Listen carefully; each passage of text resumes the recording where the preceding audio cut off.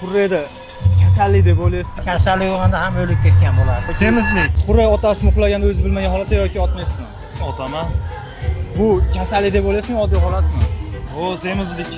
Bu semizlik jigar yog' bossa, shunaqa nafas olishingiz, qonsirashingiz ko'proq bo'ladi. Nima uryapti? Qurayapmisiz? Yo'q.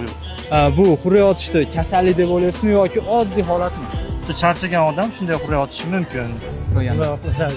Otmaysiz. Qurray otishni kasallik deb o'ylaysizmi yoki oddiy holatmi? Qurray otish kasallikmi yoki oddiy holat deb o'ylaysiz? Kasallik. Uxladiya, uxlayotgan odamni uyg'ota olsangiz o'tadiya bu. Qurayga otasiz.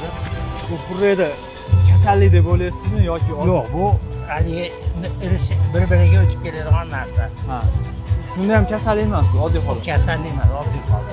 Kasallik bo'lganda ham o'lib ketgan bo'ladi. Yo'q. Qurray otmaysiz. Qurray otishni kasallik deb o'ylaysizmi yoki oddiy holatmi? Oddiy holat. Oddiy holatda. Asosiy qanaqa insonlar qurray otadi? Charchagan noto'g'ri yotishdan.